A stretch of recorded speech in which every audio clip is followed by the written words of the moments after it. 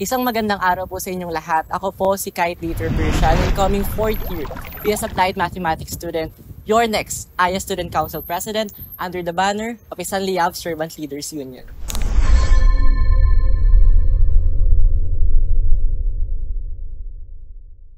In the current academic setup that we have right now, there has been an evolving academic challenges.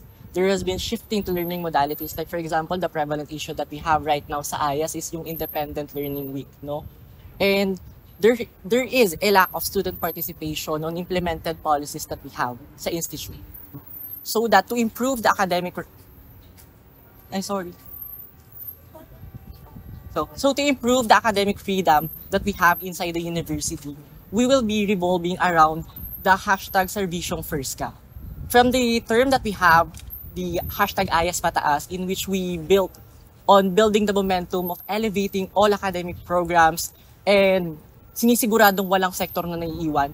This time, we will be putting ourselves to listen to the students first, having an actions faster towards problems na naririnig natin sa mga estudyante at mas ma-champion pa yung mga rights and stories nila. So with this, hatid ko po sa inyo yung plataforma ko pong AYAS ang una. Dito, mas papalawakin po natin ang pag-review ng mga policy natin meron sa universidad.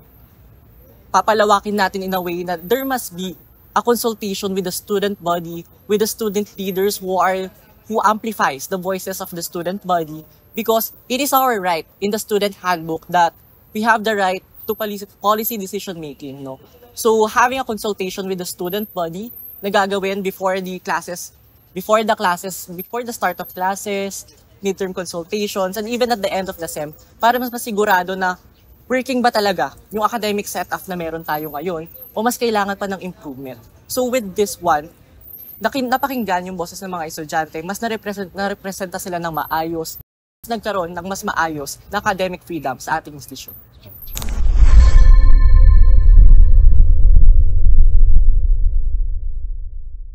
As an incumbent treasurer of the current administration, ramdam ko po na there are some projects na hindi talaga na-approve ng admin due to some logistical concerns and administrative concerns. This time po sa susunod na termino bilang akong presidente, sisiguraduhin po natin na lahat po ng ating mga proyekto ay nakabase po sa mga kailangan talaga ng mga estudyante. Ipagpapatuloy natin yung gawain natin ngayon sa AYAS student called AYASES, kung saan i-assess muna natin yung mga real needs and real concerns ng student body so that we can have a real project, real initiatives na align talaga sa need nila. And dito natin masisiguro na feasible siya because ito yung kailangan ng estudyante nanggaling mismo sa kanila to. And the way din, para maiwasan din, para ma-approve siya ng ating admin, one thing that we can do is that integrate natin yung SGD na pinopromote ng ating admin and also align all our projects with the FEU 2028 aspirations. And aligning our projects with the sustainable development goals na meron tayo na sinusustain na ginagawa natin and also ina-align natin siya sa aspirations mismo ni FEU. Doon natin masisiguro na ma-approve ito ni admin at magiging feasible yung mga projects na ginagawa ni Student Council.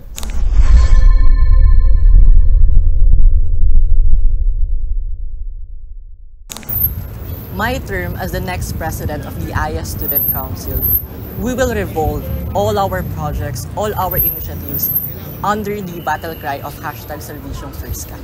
And as I have said kanina, this Servisyong First Ka, dito namin may ensure talaga na we will put the students first in all the initiatives that we do, in all the decisions that we do, in all the actions that we do.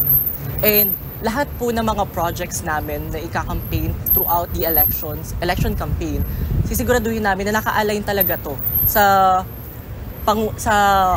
kaunahang problema ng mga estudyante. Kumbaga, from empowering programs, we are here to strengthen and prioritize na masustain yung current system na meron tayo para mas magkaroon tayo ng maayos na student consultation, student participation, and student engagement. So, with that, mas magkakaroon tayo ng maayos na student information din within the AYAS Student Council. And mas masisigurado talaga na student-centered yung leadership. Because going back to the advocacy talaga, Servisyong First Ka. Servisyong First Ka in a way that in everything we do, First Ka. And with this, na inuuna yung na sinacenter yung serbisyo namin around the students.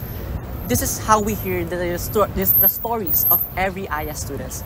And hearing these stories of AYA students, mas nalalabi natin na maayos yung mga concerns nila. Mas magkakaroon tayo ng mga maayos na initiatives. And that's how we Tamarize together.